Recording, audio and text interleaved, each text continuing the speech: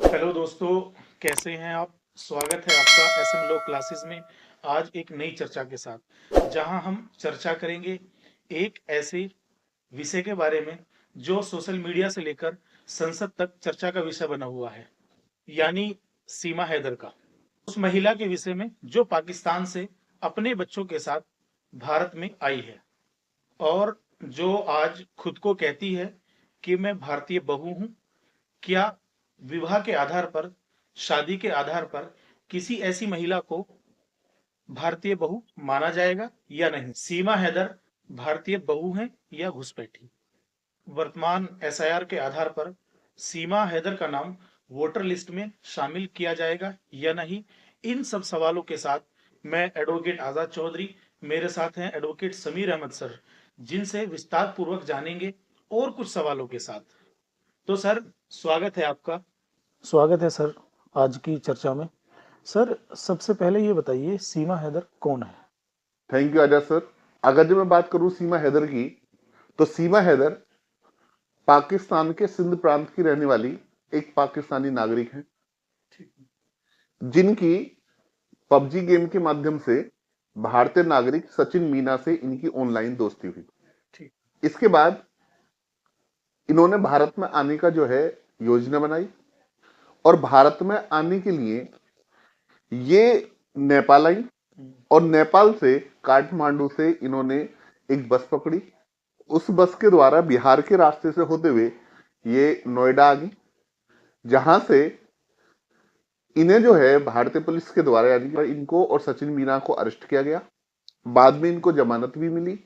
ये भारत में जो दाखिल हुई है या भारत में जो इसने सीमा हैदर ने प्रवेश किया है अपने बच्चों के साथ, ये अवैध रूप से किया है, क्योंकि ना ही तो सरकार से इन्होंने परमिशन ली, ना ही इनके पास वीजा है, यानी कि वैध तरीके से भारत में दाखिल नहीं हुई, बल्कि ये अवैध तरीके से भारत में जो है यानी कि नेपाल के रास्ते से भारत में जो है दाखिल हुई।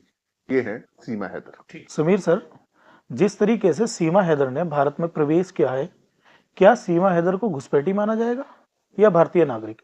इसके बारे में बताइए। जी आजाद सर, आपका सवाल है कि क्या सीमा हैदर घुसपैठी है।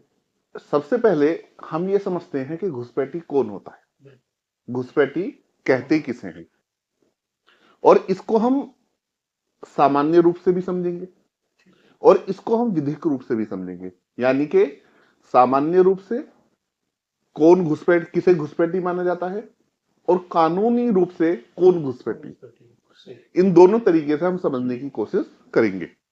अगर जो मैं बात करूं सामान्य रूप से, उस व्यक्ति को घुसपैठी माना जाता है जो व्यक्ति किसी देश में बिना अनुमति, वीजा, पासपोर्ट, सरकारी मंजूरी के बिना दाखिल होता है, वो घुसपैठी कहलाता है। यानी कि ऐसा कोई भी व्यक्ति जो किसी देश में बिना वैध अनुमति के, वैध अनुमति से मतलब बिना पासपोर्ट के, बिना वीजा के, बिना सरकार की सहमति के प्रवेश करता है, तो ऐसा व्यक्ति जो है घुसपैठी कहलाता है। ये सामान्य अर्थ है इसका। लेकिन अगर जो हम विधिक रूप से, कानूनी रूप से ये जानना चाहें कि कौन घुसपैठी है, तो याद रखना क्या हो, ऐसा कोई भी व्यक्ति जो किसी दूसरे देश में बिना वीजा के प्रवेश करता है, अवैध रास्तों से, जैसे जंगल से, समुद्र से, बांग्लादेश या नेपाल के बॉर्डर से अगर जो भारत में आया है, तो ऐसे व्यक्ति को भी हम क्या मानेंगे, घुसपैठी मानेंगे। या ऐसा कोई भी व्यक्ति जो भारत के अंदर वीजा से आया था और वीजा का एक टाइम पीरियड था, वो टाइम पूरा हो गया, लैप्स हो गया, लेकिन इसके बाद भी वो भारत में बना हुआ है, भारत से नहीं गया, तो वो भी क्या कहलाएगा, घुसपैठी कहलाएगा। या इसके अलावा ऐसा व्यक्ति कि जो फर्जी दस्तावेजों के माध्यम से, फर्जी दस्तावेज बनाकर या फर्जी दस्तावेजों के माध्यम से भारत में आया है, तो ऐसा व्यक्ति क्या कहलाएगा, घुसपैठी कहलाएगा। तो हमने यहां पर चीजें देखी कि पहला देखा हमने बिना वीजा के, अवैध रास्तों से, या वीजा की अवधि समाप्त हो जाने के बाद भी, या फर्जी दस्तावेजों के माध्यम से जो व्यक्ति भारत में आया है, ऐसे व्यक्ति को जो है घुसपैठी माना जाएगा। इसके लिए विदेशी अधिनियम 1946 बना हुआ है, जो फॉरेन एक्ट है, उसके अकॉर्डिंग इसी को ये कहा कि ऐसा व्यक्ति जो है क्या है, घुसपैठी है। अब यहीं पर सवाल पैदा होता है कि सीमा हैदर का, जैसा कि आपने कहा कि सीमा हैदर को किसे माने, तो सबसे पहली चीज, सीमा हैदर बिना वीजा के, बिना पासपोर्ट के ठीक। नेपाल बॉर्डर से अवैध तरीके से भारत में जो है एंट्री की है। तो विधिक रूप से जो घुसपैठी की परिभाषा के आवश्यक तत्व हैं, जो घुसपैठी की परिभाषा है, उस पर सीमा हैदर खरा उतरती हैं। तो इस तरीके से आप जानते हैं वो क्या है, क्योंकि जो जो शर्तें होनी चाहिए घुसपैठी के लिए वो सारी शर्तें पूरी की। हाँ जी समीर सर, जैसा कि सीमा हैदर भारतीय बहू होने का दावा करती है, तो क्या विवाह के आधार पर किसी ऐसी महिला को जो घुसपैठी है, क्या उसे भारतीय नागरिक माना जाएगा? जी आजाद सर, आपका सवाल ये है कि जैसा कि सीमा हैदर ये दावा करती है कि उसने धर्म परिवर्तन करके सचिन मीना के साथ जो है हिंदू रीति रिवाजों के अनुसार शादी कर ली, तो क्या अगर जो इस तरह की महिला जो घुसपैठी हो और उसने अवैध तरीके से भारत में प्रवेश किया हो, तो क्या विवाह के आधार पर उसको भारतीय नागरिकता दी जा सकती है? ये आपका सवाल है। बिल्कुल सही। तो सबसे पहले हम ये जानने की कोशिश करते हैं कि भारतीय नागरिक कौन है और कोई व्यक्ति भारतीय नागरिकता कैसे प्राप्त कर सकता है। तो इसके लिए भारत में एक कानून है जिसका नाम है भारतीय नागरिकता अधिनियम 1955। मैं दोबारा बोल दूं, इंडियन सिटीजनशिप एक्ट 1955। जो ये भारतीय नागरिकता अधिनियम 1955 है, ये कानून बताता है कि भारत की नागरिकता कैसे, कौन और कब पा सकता है। दूसरी चीज, ये अधिनियम ये भी बताता है कि भारतीय नागरिकता कैसे समाप्त हो सकती है। तो ये अधिनियम हमें दोनों तरीके बताता है। तो सबसे पहले हम ये जानना चाहते हैं कि भारत में नागरिकता मिलने के क्या क्या तरीके हैं, किन किन माध्यम से भारतीय नागरिकता मिल सकती है, और एक के हिसाब से ये देखना चाहते हैं कि सीमा हैदर का मामला कौन से उसमें आए। ये अधिनियम जो है ये बताता है कि 5 तरीके हैं जिनसे भारतीय नागरिकता अर्जित की जा सकती है, भारतीय नागरिकता प्राप्त की जा सकती है। एक, जन्म के द्वारा। अब जन्म के द्वारा कौन व्यक्ति भारत का नागरिक होगा? ऐसा कोई भी व्यक्ति जिसका जन्म 1 जुलाई 1987 के बाद हुआ हो, उसके माता पिता में से कोई भारतीय नागरिक। एक तरीका तो यह है कि 1 जुलाई 1987 के बाद उस व्यक्ति का जन्म हुआ हो और उसके माता पिता में से कोई भारतीय नागरिक हो। तो जाहिर सी बात है, सीमा हैदर का जन्म 1 जुलाई 1987 के बाद भारत में नहीं हुआ और ना ही उसके माता पिता में से कोई भारतीय नागरिक है। तो इसलिए इस आधार पर सीमा हैदर को भारतीय नागरिकता नहीं मिल सकती। दूसरा होता है वंश के द्वारा। इसके अंतर्गत उन व्यक्तियों को नागरिकता मिलती है, ऐसा कोई भी व्यक्ति जो विदेश में पैदा हुआ लेकिन उसके मां बाप में से कोई एक भारतीय नागरिक हो, तो ऐसे व्यक्ति को वंश द्वारा भारतीय नागरिकता मिल सकती है। लेकिन सीमा हैदर का मामला इसमें भी नहीं आता। सीमा हैदर विदेश में तो पैदा हुई लेकिन उसके माता पिता में से कोई भारतीय नागरिक नहीं है, तो इसलिए वंश द्वारा भी सीमा हैदर को नागरिकता जो है नहीं मिल सकती। इसी तरीके से तीसरा होता है पंजीकरण द्वारा, बाय रजिस्ट्रेशन। ये कुछ खास लोगों के लिए इस तरह की नागरिकता मिलती है। जैसे सपोज करो, अगर जो कोई विदेशी नागरिक भारत में आके शादी कर ले तो उसको नागरिकता जो है मिल जाती है, लेकिन उसके लिए 2 शर्तों का होना जरूरी है। अगर जो कोई विदेशी है वो भारत में आकर शादी कर लेता है किसी भारतीय से, भारतीय नागरिक से, तो उसको नागरिकता मिल सकती है, लेकिन इसके लिए 2 कंडीशन का फुलफिल होना जरूरी है। सबसे पहली बात तो यह है कि शादी से पहले वो कम से कम 7 साल तक वैध रूप से भारत में रह रहा हो, 7 साल तक।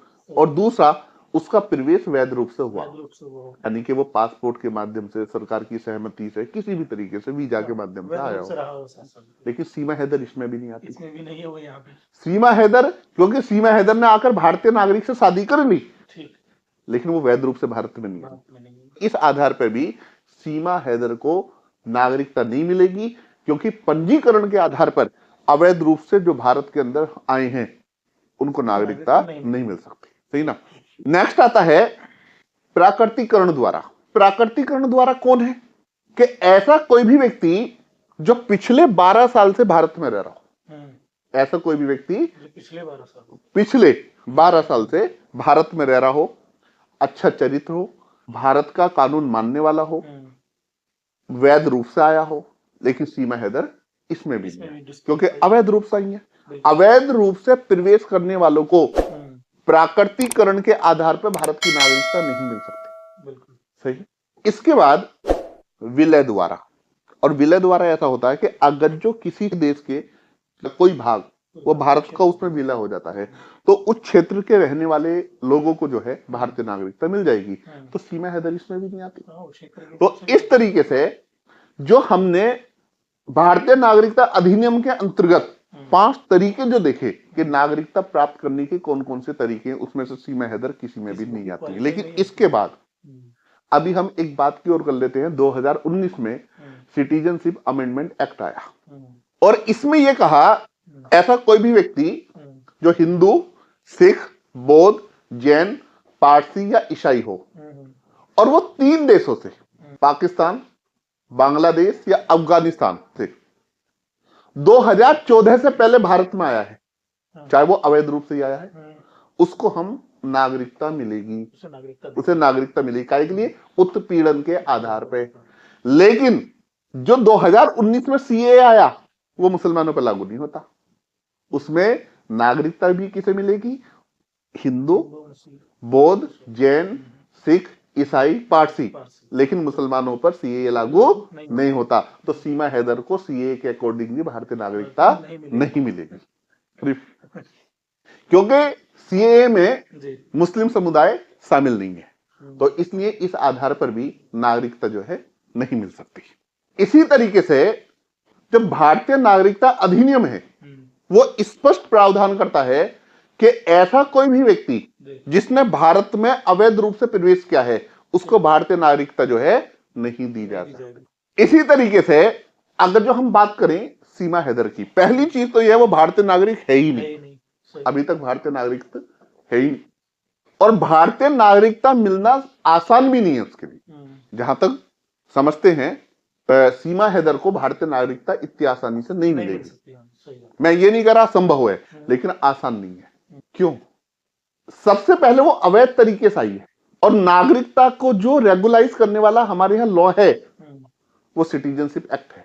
और सिटीजनशिप एक्ट कहता है कि ऐसा कोई भी व्यक्ति जिसने अवैध रूप से अब भारत में प्रवेश किया है उसको नागरिकता जो है नहीं मिल सकती। अब यहीं पर आपका दूसरा क्वेश्चन आएगा कि जब सीमा हैदर क्यों रह रही है? पहली चीज ये है, सीमा हैदर का मामला न्यायालय में विचाराधीन है। अब न्यायालय क्या फैसला देगा वो आगे की बात है, उसके बारे में मैं कुछ नहीं बोल सकता। अब जो न्यायालय का जो भी निर्णय होगा वो सही ही होगा, हम ये मानकर चलते हैं। लेकिन इसके अलावा अब सीमा हैदर का भारतीय नागरिकता अधिनियम के अंतर्गत तो नागरिकता मिलना बहुत मुश्किल है। लेकिन सीमा हैदर को क्या हो सकता है सरकारी दया, सरकार उसके साथ दया करे, उसको सिंपैथी दिखाए, मर्सी दिखाए उसके लिए, तो वो रह ले। मानवीय आधार पर रह सकती है, मानवीय आधार पर यानी कि ह्यूमन राइट्स का हवाला देकर किसी आधार पर रह सकती है। लेकिन वो या गवर्नमेंट का कोई विशेष आदेश आ जाए उसके अंतर्गत भी वो भारत में रह सकती है। लेकिन याद रखना, एक तरफ मानवीय आधार है, एक तरफ देश की सुरक्षा है। बिल्कुल। अभी तो हमारी जांच एजेंसियां जो हैं वो इसमें लगी हुई हैं कि सीमा हैदर का यहां पर आना, इसके पीछे कुछ हमारी सुरक्षा को तो खतरा नहीं है, इसके पीछे कोई साजिश तो नहीं है, क्योंकि पाकिस्तान ऐसा मुल्क है जो भारत के खिलाफ हमेशा से साजिश करता आया है ना, करता रहा है। लेकिन अभी हमने इसको मानवीय आधार पे भारत में है, न्यायालय में मामला विचाराधीन है, भारत में है। लेकिन अगर जो सुरक्षा और मानवीय आधार, तो महत्व जो दिया जाएगा वो सुरक्षा को ही दिया जाएगा, ना कि इंसानियत को, मानवता को, मानवीय आधार को नहीं। कि अगर जो कोई व्यक्ति अवैध रूप से भारत में प्रवेश कर ले, सीमा हैदर को सामने रख के बताता हूं, और यहां पर आकर वो शादी कर ले, प्यार कर ले, बच्चे पैदा कर ले, तो याद रखना ये कोई उसका शादी, प्यार, बच्चों का पैदा हो जाना ये कोई वैध आधार नहीं है कि जिसके आधार पर जो है नागरिकता मिल जाएगी। हाँ, अब सवाल ये है कि अब ये बच्चा जो है, जैसे सीमा हैदर के केस में ही अभी जो है उनको बेटी पैदा हुई है, इसको क्या माने? वो बेटी पैदा हुई है, नागरिकता अधिनियम के अंतर्गत उसके पिता की नागरिकता भारतीय है, तो उस बच्चे को तो नागरिकता मिल जाएगी, लेकिन सीमा हैदर को नागरिकता नहीं मिलेगी। सही ना? लेकिन मानवीय आधार पर, बच्चे के आधार पर, किसी भी आधार पर सीमा हैदर को भारत में रहने दिया जा सकता, लेकिन सुरक्षा को ध्यान में रखते हुए, सुरक्षा से कोई खिलवाड़ नहीं नहीं किया जा सकता। इसी तरीके से अब दूसरा क्वेश्चन आता है कि सीमा हैदर ने धर्म परिवर्तन कर लिया, वो हिंदू बन गई, इस्लाम धर्म को उन्होंने त्याग दिया, तो क्या इसकी वजह से नागरिकता मिल जाएगी? भैया, धर्म परिवर्तन करना एक व्यक्तिगत मामला है, और व्यक्तिगत मामले से ऐसा कोई है कि अवैध रूप से जिसने भारत में प्रवेश किया उसका प्रवेश वैध हो जाएगा? जो घुसपैठी है वो नागरिक बन जाएगा? तो ये जो है एक व्यक्तिगत अधिकार है, इसका कोई प्रभाव नहीं पड़ेगा। अगर उसने धर्म परिवर्तन कर लिया, उसने धर्म परिवर्तन कर लिया, तो ऐसे में जो है क्या है कि धर्म परिवर्तन की वजह से वो भारतीय नागरिक नहीं हो सकती, वो घुसपैठी है। सर, जैसा अभी आपने समझाया है सीमा हैदर के बारे में, तो उन बातों से तो प्रथम दृष्टया ये लग रहा है कि घुसपैठी है। तो इस संबंध में अब सरकार के पास क्या विकल्प हो सकते हैं सीमा हैदर को लेकर, इसके बारे में बताइए। आजाद सर, आपका सवाल ये है कि जैसे हमने सीमा हैदर और कानून को हमने सामने रख के देखा, तो कानूनी आधार पर हम नहीं कह सकते कि सीमा हैदर जो है घुसपैठी नहीं है। ठीक है। उन्होंने घुसपैठ किया है, भारत में अवैध रूप से प्रवेश किया है। तो ऐसे में सरकार के पास क्या क्या विकल्प है? सरकार के पास पहला विकल्प ये है कि सरकार सीमा हैदर को पाकिस्तान वापस भेज दे। ठीक है। पहला विकल्प सीमा हैदर को, और ये होना भी चाहिए कि सीमा हैदर को सरकार जो है पाकिस्तान जो है वापस भेज दे। दूसरा सरकार के पास विकल्प है मानवीय आधार पर उसको रहने दे, जैसे कि उसने एक भारतीय से शादी की है या उसके एक बच्चा हो गया, इस आधार पर भी रहने दे। और तीसरा विकल्प ये है कि सरकार जो है उसको लॉन्ग टर्म वीजा दे सकती है, लॉन्ग टर्म वीजा। लेकिन अभी सीमा हैदर का मामला न्यायालय में विचाराधीन है। न्यायालय का जो भी निर्णय होगा वो सही होगा। न्यायालय का क्या निर्णय आता है ये भविष्य तय करेगा। ठीक। समीर सर, अभी क्वेश्चन ये है, क्या वर्तमान समय में जैसे एसआईआर चल रहा है उत्तर प्रदेश के अंदर, क्या एसआईआर के द्वारा सीमा हैदर का नाम वोटर लिस्ट में शामिल किया जाएगा या डिटेंशन सेंटर भेजा जाएगा? इसके बारे में बताइए सर। आजाद सर जी, क्या आपने कुछ ज्वलंत प्रश्न नहीं मालूम कर लिया ज्यादा? नहीं, वो बात सही है सर, लेकिन वो जरूरी है। ये वाला ज्वलंत प्रश्न चले, लेकिन देखते हैं इसको। वर्तमान एसआईआर जो चल रहा है जी सर, तो सबसे पहली चीज हमारे सवाल ये है कि वोटर लिस्ट में किसका नाम होगा। तो जाहिर सी बात है वोट देने का अधिकार भारतीय नागरिकों को है, बिल्कुल। तो वोटर लिस्ट में नाम भी भारतीय नागरिक का होगा, बिल्कुल। तो जब सीमा हैदर भारतीय नागरिक है ही नहीं, तो वर्तमान एसआईआर में वोटर लिस्ट में उसका नाम शामिल किए जाने का सवाल ही नहीं उठता। अब आप यहां कहने लगो कि फॉर्म 6 भी तो वो भरेगा जो भारतीय नागरिक हो, तो सीमा हैदर भारतीय नागरिक भी नहीं है। इसके बाद 6 से ऐसा कोई बच्चा जो विदेश में है लेकिन उसका जो है माता पिता में से कोई भारतीय नागरिक है, सीमा हैदर पर ये भी नहीं है, 6 से भी नहीं। तो सीमा हैदर का वर्तमान एसआईआर में वोटर लिस्ट में नाम शामिल किए जाने का सवाल ही पैदा नहीं होता, क्योंकि ये प्राइमा फेसाई पूरी तरीके से स्पष्ट है कि सीमा हैदर अभी तक भारतीय नागरिक नहीं है। सीमा हैदर भारत में घुसपैठी है, अवैध प्रवासी है। वो तो सरकार ने मानवीय आधार पे किसी तरीके से उनको जो है एक अनुमति मिली हुई है और उनका मामला न्यायालय में विचाराधीन। सही, ठीक। अब दूसरी चीज, अब सवाल पैदा होता है कि डिटेंशन सेंटर किधर भेजा जाएगा? तो बड़ा सीधी सी चीज है, डिटेंशन सेंटर वो जाएगा जो भारत में अवैध रूप से, जिसने भारत में अवैध रूप से प्रवेश किया है, अवैध प्रवासी है और उसके पास भारतीय नागरिकता नहीं है, उसको डिटेंशन सेंटर में भेजेंगे। तो सीमा हैदर अवैध प्रवासी भी है, अवैध रूप से जो है भारत में जो है उन्होंने घुसपैठ भी क्या है, प्रवेश भी क्या है, भारतीय नागरिकता भी अभी भी नहीं मिली है। तो ये आप जानते ही नहीं, ये अभी न्यायालय पर है कि न्यायालय का जो निर्णय होता है नागरिकता मिलेगी नहीं मिलेगी, ये भविष्य का फैसला है। इसके लिए निर्णय करने के लिए हमारी सरकार सक्षम है, न्यायालय में विचाराधीन है। जो भी सरकार का फैसला होगा या न्यायालय का निर्णय होगा वो सर्वमान्य होगा। बहुत बहुत धन्यवाद समीर सर। जहां आज हम एक महत्वपूर्ण विषय के बारे में चर्चा कर रहे थे, सीमा हैदर के बारे में, जिसके बारे में विस्तार पूर्वक समीर सर ने बताया कि क्या सीमा हैदर घुसपैठी है या भारतीय बहू है, भारतीय बहू होने के आधार पर क्या उनको भारतीय नागरिक माना जाएगा, क्या वर्तमान में एसआईआर के द्वारा उनका वोटर लिस्ट में नाम दर्ज किया जाएगा या नहीं, क्या सरकार के द्वारा सुरक्षा को ध्यान में रखते हुए उनको भारत में रहने के लिए जो है परमिशन दी जाएगी या नहीं, मानवीय आधार को इंपॉर्टेंस दिया जाएगा या सुरक्षा को इंपॉर्टेंस दिया जाएगा। इन सब तथ्यों के बारे में विस्तार पूर्वक बताया है एडवोकेट समीर अहमद सर ने। इसके पश्चात भी अगर सीमा हैदर को लेकर किसी व्यक्ति के अंदर कोई सवाल है तो आप हमें कमेंट कीजिएगा, हम आपके कमेंट का जवाब जरूर देंगे। फिर मिलते हैं एक नई चर्चा के साथ, तब तक के लिए जय हिंद, जय भारत।